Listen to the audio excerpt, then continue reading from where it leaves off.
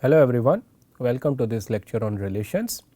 Just to recap, in the last lecture we introduced the definition of sets and various set theoretic operations. We also saw various set theoretic identities. The plan for this lecture is as follows. In this lecture we will introduce what we call as relations. We will see their various properties. We will discuss how to represent relations and we will see some special types of relations. Okay. So, what is a relation? So, let me begin with this example. So, you consider this table and people who are familiar with database, they very well know what is a table. Table basically consists of several columns, each columns have some entries here. So, I call this table T, which has two columns, column number 1 and column number 2. In column number 1 you have some countries and in column number 2 you have some cities listed. Now, if your general knowledge is good, then it turns out that the elements you can spot here that the elements of the first set and the elements of the first column and the second column, they are related by some relationship. And the relationship here is that in the first column I have listed the countries, some of the countries, and in the second column I have listed the capital of the corresponding countries. Okay. Of course, I can add multiple entries in this table, I am not doing that. Now, how do we mathematically interpret this table? Is there any mathematical interpretation or mathematical abstraction by which you can define this table? Well, the way I can mathematically interpret this table T is as follows. I can imagine that I have a set A, which is defined to be the set of all countries in the world. Okay. Well, I do not know right now how many the exact number of countries in the world, definitely it is more than 200. So, A has more than 200 elements, whereas B is another set which is defined to be the set of all cities in the world. Again, this is a well defined set because we know the list of all cities in this world. Okay. So, both these sets are well defined. Now, if I take the Cartesian product of A and B, what I will obtain? The Cartesian product of A and B will be a set of the form small a comma small b, where small a will be some country, namely it will be belonging to capital A, and small b will be some city. Okay. As of now, when I take A cross B, there is no relationship between the elements small a and small b. I am just picking country and some city, country, city, country, city, country, city. I have listed down all possible pairs of the form country comma city. Okay. And this will be an enormously large set. Now, if I take a subset of that A cross B, a special subset of that A cross B and call it T, and what is that special subset? Namely, I take a subset where the A component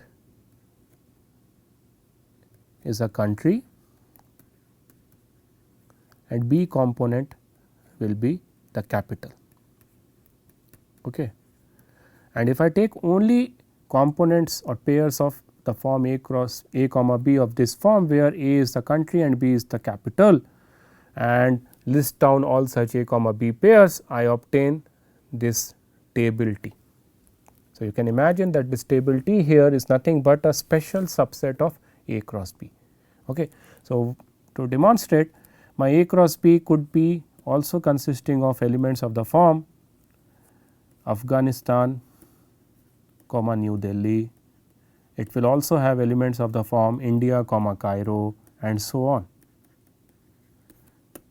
I am not taking those elements, I am taking only those elements, namely I am taking the element Afghanistan comma Kabul from A cross B. I am taking only the element Afghanistan, I am taking only the element India comma New Delhi and so on, right. So, I am taking a subset of A cross B and only those subsets which have a special relationship among the A component and the B component. So, that is a loose definition of a relation. Okay. A relation here is basically a subset of A cross B if I am considering two sets A and B, and of course, whatever I have discussed here can be extended where I have multiple sets. What do I mean by that? So, in this example I had only 2 columns C1, C2, and C1 was having entries from some set A and C2 was having some entries from B. What if I have a database consisting of 3 columns, says there is a third column as well, where say third column denotes the population. So, those entries will be coming from a set C. What if I have a fourth column which denotes another feature of this table, say the climate or the temperature of the respective countries. So, those entries will be coming from another set D and so on, and the table with some specific entries will be considered as a subset of the Cartesian product of all the big sets A, B, C, D, from which the elements in your column C1, C2, C3, C4 are occurring here. Okay. So, that is how we are going to define a relation. So, we will be focusing mostly on binary relations, and by binary relations I mean we will be working with 2 sets A and B, but whatever we are discussing here can be generalized or extended for any number of it can be generalized for n array relations which are defined over n sets. Okay. But for this course and for most important cases we will be focusing on binary relations.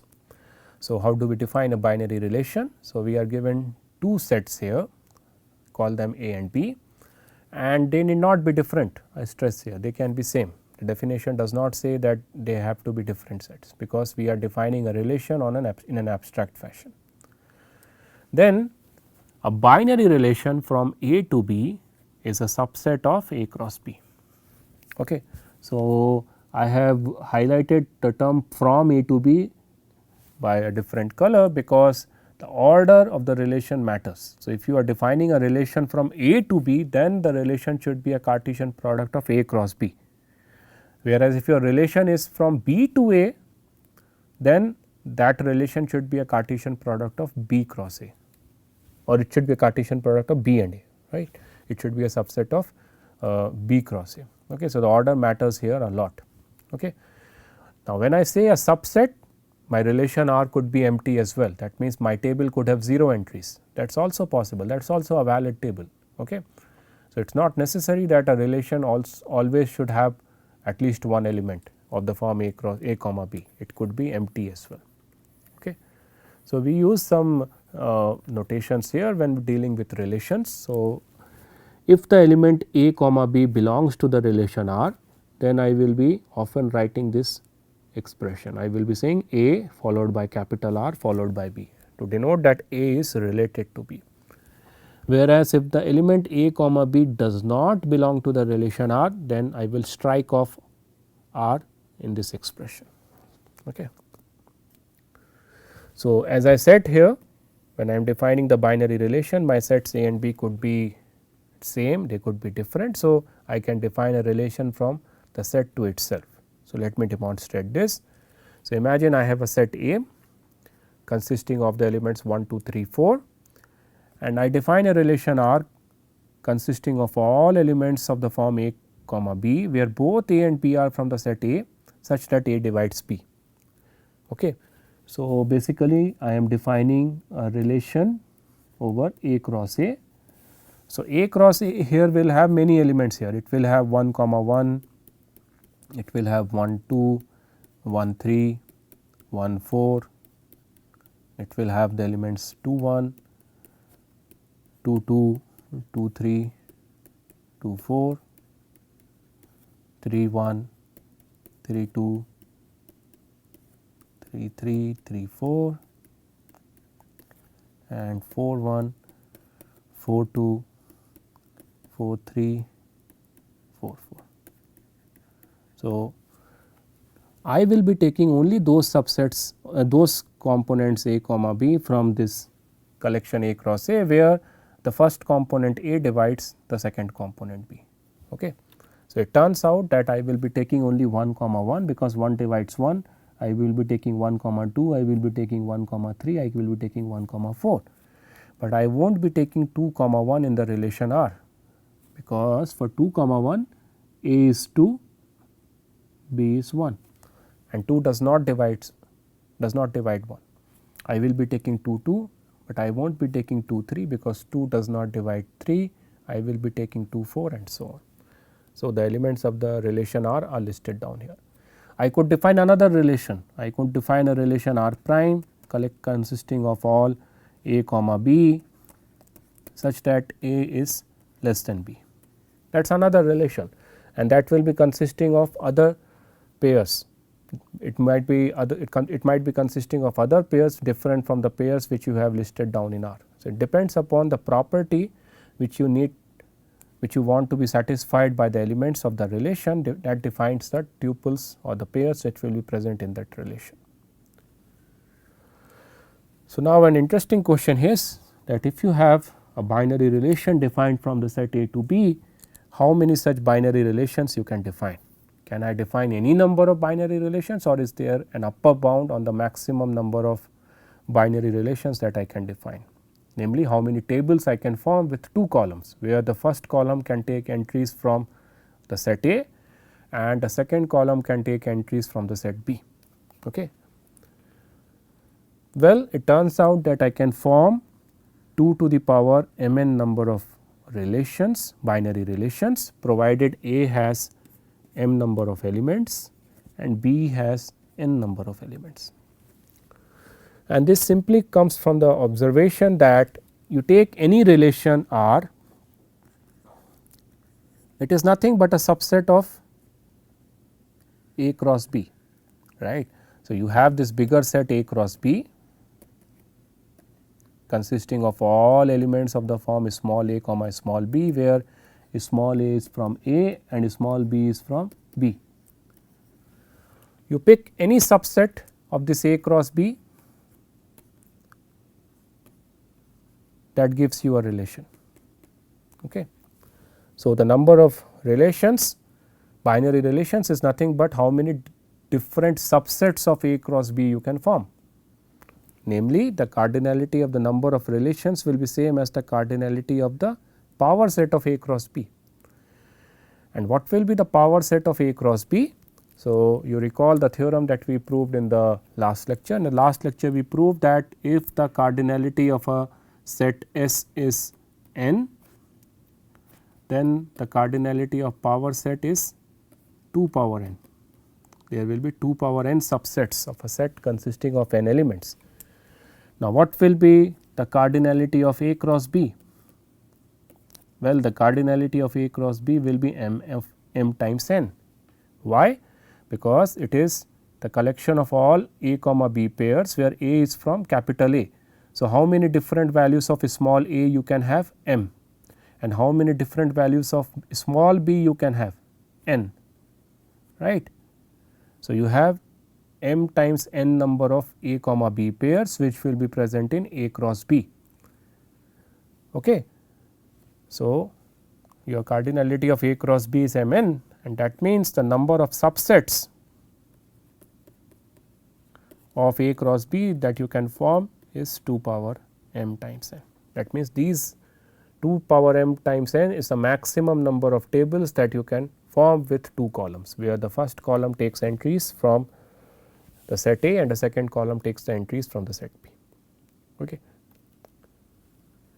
Now, the next question is, how do we represent binary relations? So, there are some well known methods for representing binary relations. The first method is the matrix representation. So, since we are dealing with binary relations, the matrix representation here will be an m cross n matrix, m because there are m possible elements from the set A, and n because n columns because I have n possible elements from the set B. Okay. And I will be denoting this matrix by m of r, where r is the relation. And what will be the entries of this matrix? So, it will be a Boolean matrix.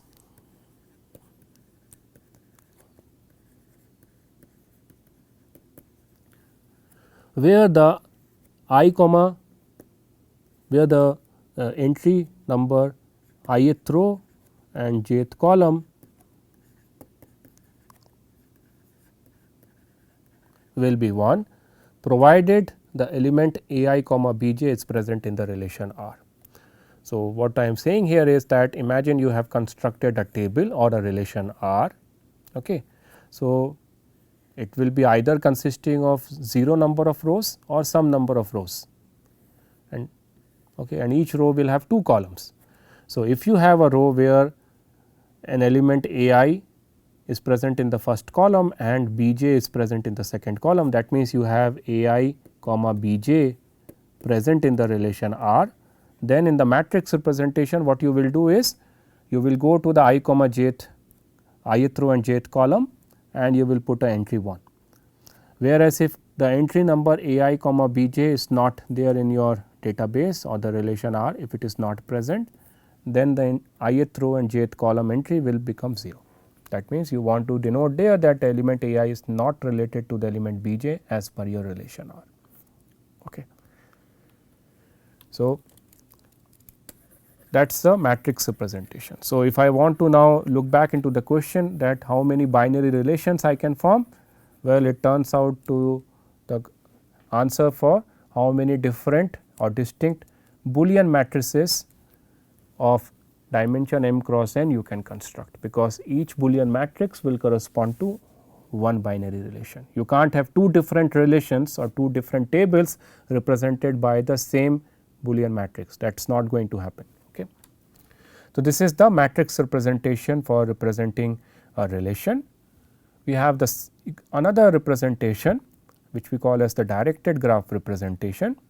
So, what do we do in this representation? We draw a graph, and by graph I mean a collection of vertices and edges.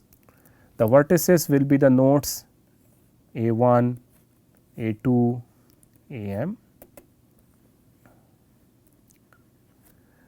and B1, B2, Bn, and it will be a directed graph. That means, the edges here will have a direction associated. How the edges are added in this graph? So, if this graph represents the relation R, and if in the relation R the element a I is related to the element b j, that means, in the database of R you have a row with first column being a I and the second column being b j, that means, a I is related to b j. Then what you will do is you will take the node a I here and b j here, and you will add a directed edge from a I to b j. So, the edge here denotes that a I is related to b j. The direction here matters. If the edge from a I to b j is present, that does not mean that the edge from b j to a I is also present. That depends whether b j is related to a I or not. Okay. You might have a relation where only a I is related to b j, but b j is not related to a I, in which case the reverse direction edge may not be present. And now you can see here that the matrix representation and the directed graph representation, they are equivalent to each other. Okay. If you have the entry a I comma b j in the matrix representation 1, then you will have the edge from a I to b j, whereas if in the ith row and jth column of the matrix you have the entry 0, then this edge from a I to b j will not be present. Okay. You might be wondering that why we have 2 different representations. We will be saying that depending upon how we want to prove, or whether what kind of properties we want to prove regarding the relations, the representation matters a lot. There might be cases where if we use the matrix representation, then the arguments become very simple, whereas there might be cases where we want to deal with the directed graph representations. Now, we would define some special types of relations. So, the first special type of relation is a reflexive relation. It is a relation defined from the set to itself. And when do we say that the relation is reflexive? As the term reflex here signifies, the relation will be called a reflexive if every element from the set A is related to itself as per the relation. Okay. That means, you take any element from the set A, the element A should be related to itself as per the relation. If this is true for every element small a from the set A, then I say that my relation is reflexive. Even if there is one small a, one element small a which is not related to itself in the relation, then it will not be considered as a reflexive relation. So, now if I want to interpret the matrix representation of a reflexive relation, it is easy to see that if relation R is reflexive, then the matrix MR will be a n cross n matrix, because the relation is defined from the set to itself. And if it is reflexive, then all the diagonal entries will be 1, okay, because I will be having A1 comma A1 present in the relation, I will be having A2 comma A2 present in the relation, and in the same way I will be having An comma An also present in the relation. So, since A1 comma A1 is present, that means the entry 1 comma 1 will be 1, A2 comma A2 is present, that means the entry 2 comma 2 in the matrix will be 1. Since An is related to An, that means the entry number n comma n in the matrix will be 1, which is equivalent to saying that all the diagonal entries will be 1.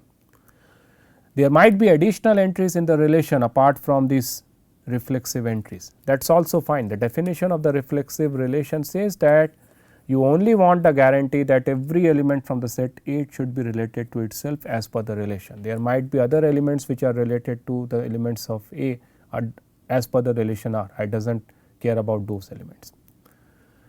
If I focus on the graph representation of reflexive relation, then it will be a special type of graph where I will be having a self loop at each node of the graph, because A1 is related to itself, that means I will be having a loop or a directed edge from A1 to A1. Since A2 is related to itself, I will be having an edge from A2 to itself, and so on. Okay. So, now let us see some examples of reflexive relations. So, I have defined I have a set here A consisting of 2 elements 1 comma 2, and I have given you many relations over this set. We have to find out which of these relations are reflexive relations. So, let us start with the relation R1. It is reflexive because indeed the element 1 comma 1 is present in the relation and the element 2 comma 2 is present in the relation. So, this satisfies the definition of reflexive relation. My relation R2, it also satisfies the definition of reflexive relation, because 1 comma 1 is present, 2 comma 2 is present, and I have 1 comma 2 is also presenting in the, but that is fine, because even the element 1 comma 2, the presence of the element 1 comma 2 does not violate the truth of this universal quantification for the relation R2. What is this universal quantification? It says that if 1 is present in the set capital A, then 1 comma 1 should be in your relation. If 2 is present in your set capital A, then 2 comma 2 should be present in your relation, that is all. It does not say whether anything additional is present or not. Okay. Due to the same reason, now I come to the relation R3. My relation R3 is not a reflexive relation because 2 comma 2 not present here. That means, if I take this definition of reflexive relation here,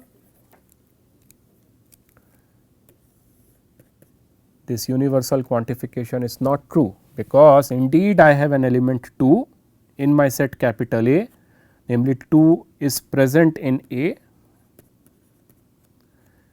but 2 comma 2 is not present in R3. This is not happening. That means, this universal quantification is false, and that is why R3 is not an example of reflexive relation. Okay. And what about R4?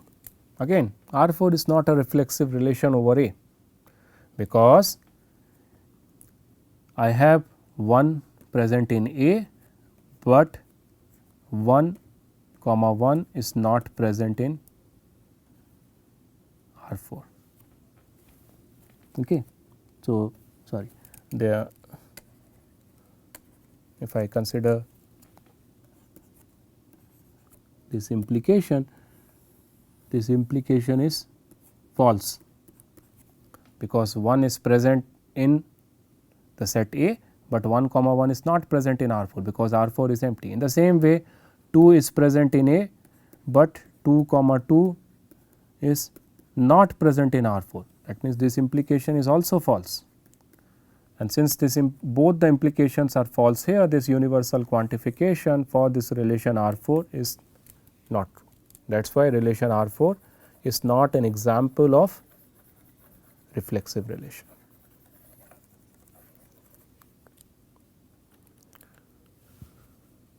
Now, here is an interesting question for you is, can it happen that a phi, the set phi or the relation phi is a reflexive relation over a set A. So, remember phi is also a relation, because phi is a subset of Cartesian product of any A cross A. Okay. So, the question here is it possible that phi is a valid reflexive relation over some set A? Might look no, but the answer is yes. If A is empty itself, then phi is a valid reflexive relation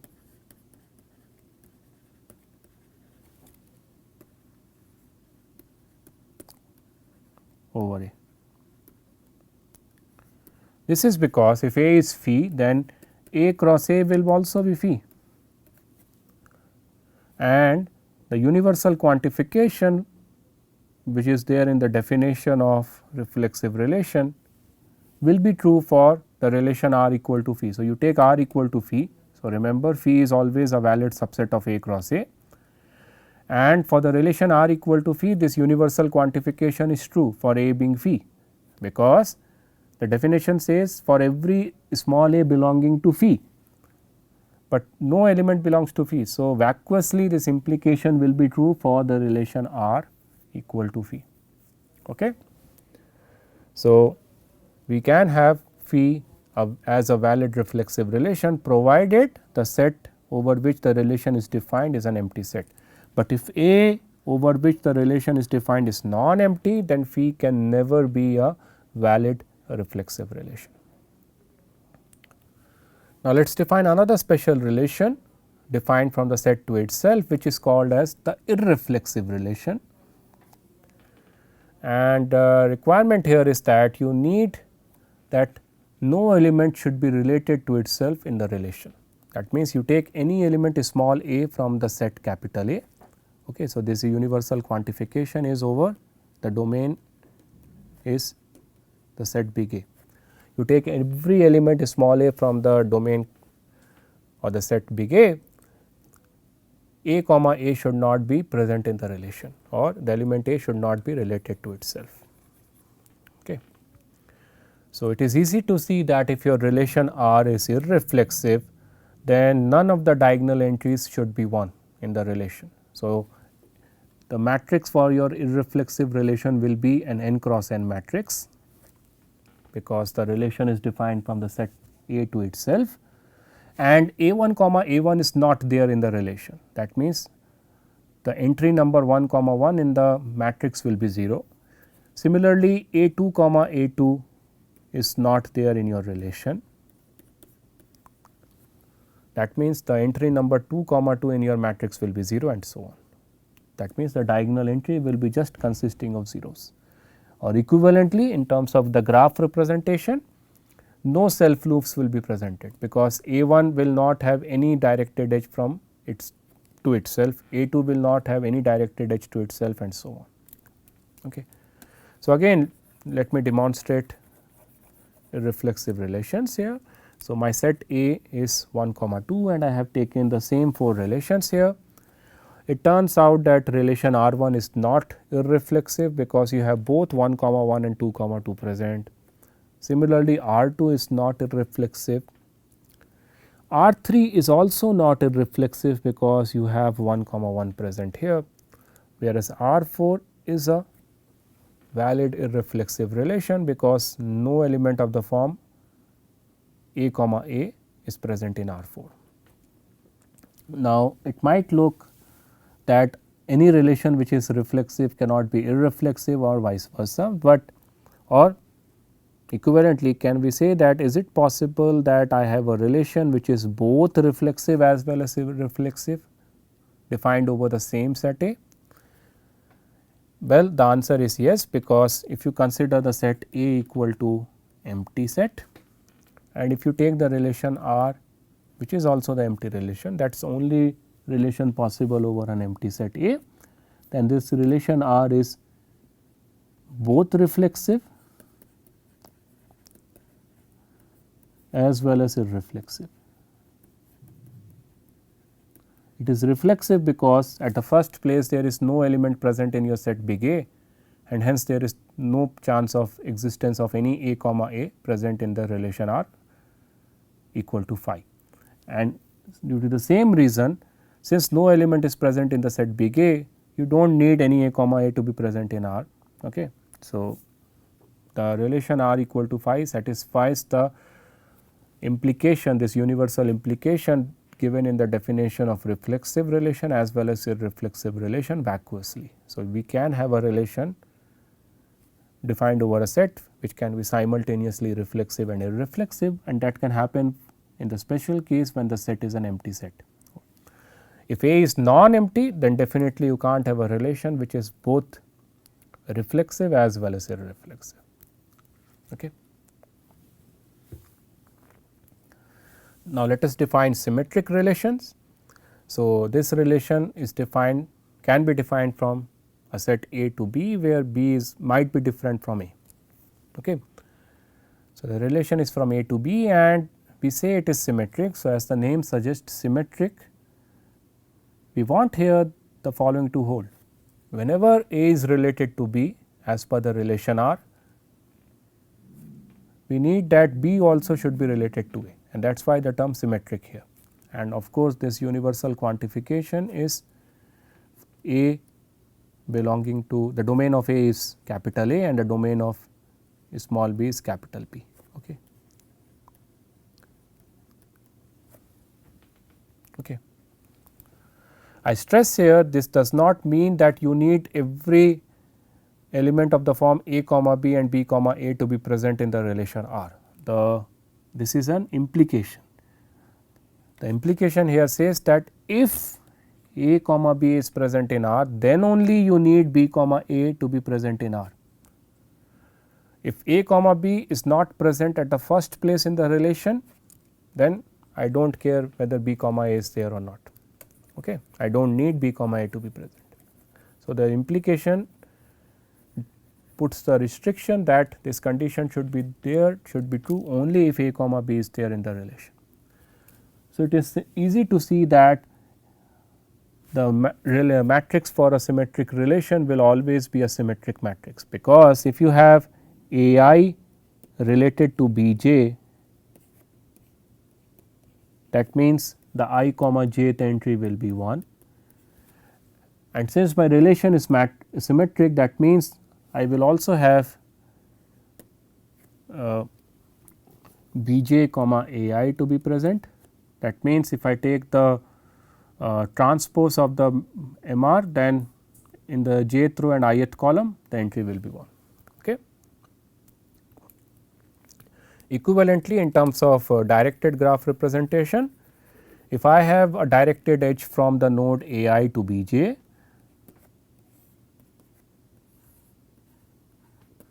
then since my relation is symmetric, the edge from Bj to Ai will also be present. Okay. So, again let us do this example. I have the set A 1 comma 2 and I am defining various binary relations from A to A itself. That means, in this case my A is equal to B here. Now, which of the following relations are symmetric? So, it is easy to see that the first relation is a symmetric relation, because this condition is true here.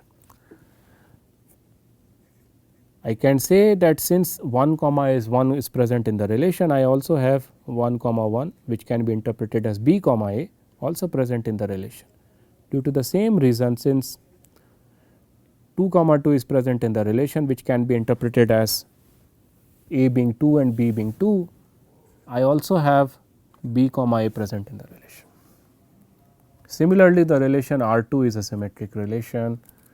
The relation R3 is also a symmetric relation, because I have 1 comma 1 present in the relation, and for symmetric relation 1 comma 1 also should be present in the relation. which is the case. Turns out that phi is also a symmetric relation here. It satisfies the requirement of a symmetric relation, because at the first place there is no a comma b present in my R 4. That means, vacuously this implication, this universally quantified statement is true for R 4, and that is why R 4 is also a valid symmetric relation, but R 5 is not a valid symmetric relation, because I have 2 comma 1 present in my relation, but 1 comma 2 is not present in the relation. Okay. So, here is a question for you. Can I say that every reflexive relation is also a symmetric relation? Right. So, remember, reflexive relation means every element of the form a comma a will be present in R, and apart from that I might have something additional also present in the relation. So, if you are given a relation which is reflexive, can I say that definitely it is also a symmetric relation? And the answer is no. Take the example where a is equal to 1 comma 2, and let me define a relation R consisting of 1 comma 1, 2 comma 2, and say the element 1 comma 2. This relation is a reflexive relation, but this is not a symmetric relation. But this is not symmetric because you have 1 comma 2 present in the relation, but you do not have 2 comma 1 present in the relation. Now, the next special relation is the asymmetric relation, and the condition here is, if you have A related to B in the relation, then you demand that B should not be related to A. And again, this is an implication, that means this should hold only if A comma B is present in the relation at the first place. If A comma B is not present in the relation, I do not demand vacuously this statement will be true. So, in terms of matrix notation, the property of a matrix for an asymmetric relation will be as follows. You take any I comma jth entry, ith row jth column, you can have at most one of the entries I comma j or j comma I being 1 in the matrix. You can't have both entry number I comma j 1 as well as j comma I also 1, because that will mean that you have a I comma b j present in R and b j comma a I also present in the R, which goes against the definition of asymmetric relation. This automatically means that the diagonal entries will be 0.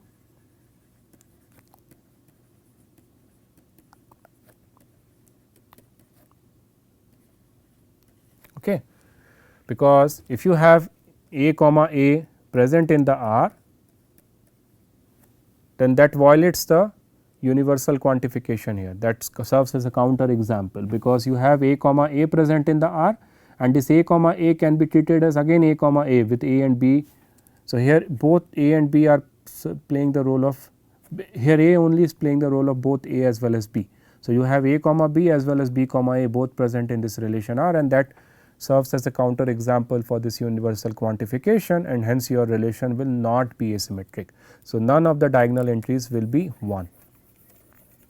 Okay. In terms of graph representation,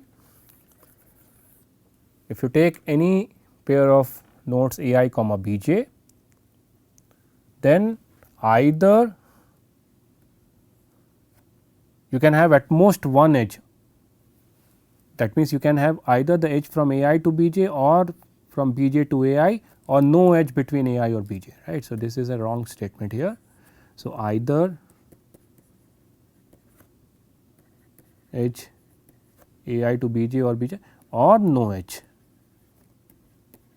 that is also fine, because if at the first place there is no relationship between a I and b j, then that vacuously satisfies this universal quantification.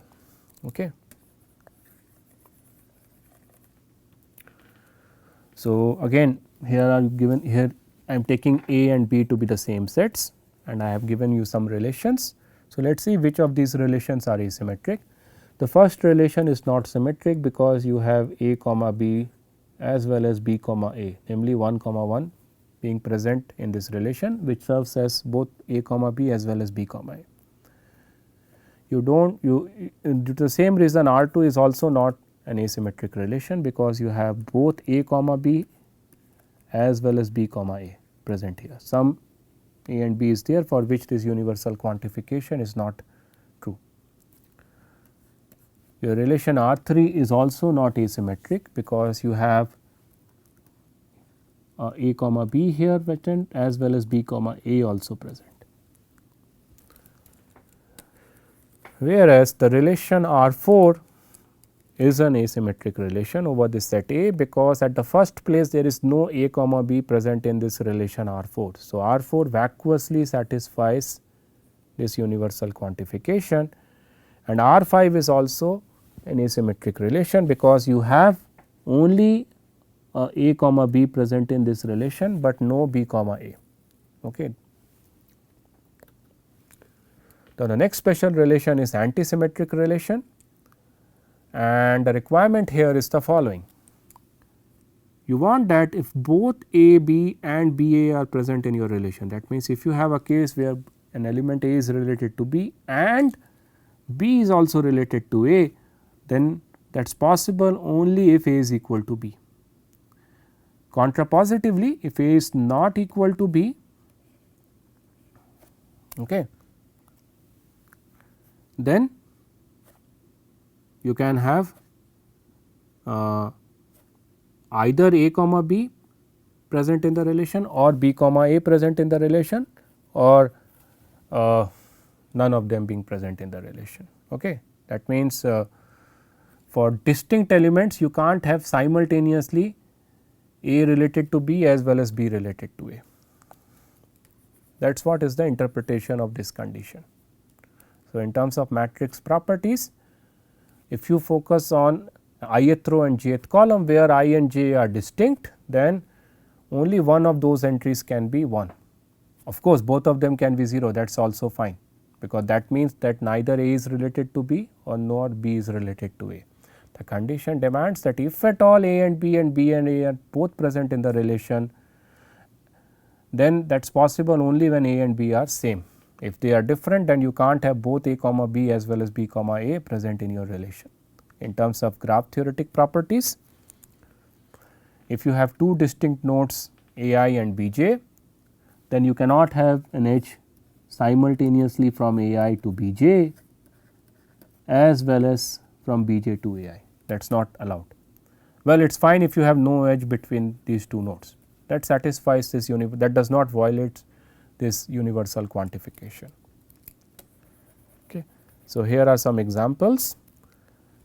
Relation R1 is an antisymmetric relation because you have A comma B present here, namely 1 comma 1, and you also have B comma A present here, namely 1 comma 1, but the implication should be that 1 equal to 1, which is true. Same holds for the element 2 comma 2. So, this is an example of an asymmetric relation, but R2 is not an example of asymmetric relation because you have a case here, namely you have distinct A comma B such that both A comma B as well as B comma A are present in your relation. R3 is an example of antisymmetric relation and R4 is also an example of an antisymmetric relation because it satisfies this universal quantification vacuously. R5 is also an example of universal quantification because you have A comma B present here, but the B comma A is not present in the relation R5. That means, the premise of this implication is vacuously true for R5 and that is why this R5 is not violating this universal quantification. Okay. So, we have symmetric relation, asymmetric relation and antisymmetric relation. These are the definitions here and people often wonder that there is some relationship among these three different notions here. Some people think that something which is not symmetric will be asymmetric, and similarly they try to conclude some relationship between the symmetric property, asymmetric property and antisymmetric property. However, it turns out that there is absolutely no relationship. You might have a possibility where you have a relation which satisfies all the three properties. Namely, if I take the set A and I take the relation R to be empty, then the relation R, which is an empty set here, is symmetric as well as asymmetric as well as antisymmetric. It satisfies all these three universal quantifications. Whereas, there might be a possibility that a relation satisfy none of these three properties. So, if I take the set A to be 1, 2, 3 and I take this relation R, then it is not. So, let us see which of these three properties it satisfies. So, it is not symmetric because you have A comma B here, but no B comma A, namely 1 is related to 2, but 2 is not related to 1. So, it is not symmetric. Okay. It is not an asymmetric relation because you have A comma B here and simultaneously B comma A also, namely 2 3 is there as well as 3 2 is there. So, it violates the universal quantification for asymmetric relations, and it is not an asymmetric relation because you have A comma B as well as B comma A both being present here, even though your A and B are different, namely 2 is not equal to 3, but still you have 2 comma 3 as well as 3 comma 2 present in the relation, right. So, there is no absolute relationship among the notion of symmetric, asymmetric and antisymmetric relations. Now, let us see the last important relation here, which is the transitive relation. And what do we mean by a transitive relation here? So, a relation R is called a transitive relation if the following universal quantification is true. We want that if at all A is related to B and B is related to C in your relation, then A also should be related to C. In terms of graph theoretic properties, if you have an edge from A to B in the graph of your relation R, and if you have a directed edge from the node B to the node C in the graph of your relation R, then we need that there should be an edge from A to C as well, and this should hold for every ABC where the domain of A, B, C are from the sets over which the relation is defined. Okay. So, let us take this example. Okay. So, consider the first relation, it is a transitive relation of course. Okay. So, here everything is defined over a set say 1 comma 2, and the relation R 1 is transitive because you have 1 comma 1 present, which can be also considered as A comma B as well as B comma C as well as A comma C. Same is true for 2 comma 2. Okay. But your relation R 2 is not transitive because you have a case here where you have A comma B present, you also have B comma C present, but no A comma C is present here, namely 1 comma 1 is not present in your relation. Okay. Your relation R 3 is also a transitive relation because you have A comma B present, B comma C present, and you also have corresponding A comma C present. Your R 4 is a transitive relation because it vacuously satisfies this implication, because at the first place there is no A comma B and B comma C present in your R 4. And your relation R 5 also satisfies vacuously this universal quantification because you have an A comma B present, but there is no B comma C present. That means, there is nothing of the form 1 comma 2 here or 1 comma 1 here. Okay. That means, vacuously this condition is true for R 5, and that is why R 5 is also a transitive relation. So, that brings me to the end of this lecture. Just to summarize, in this lecture we introduced binary relations and some special types of binary relations. We also discussed the two representations that we follow to represent any binary relation. Thank you.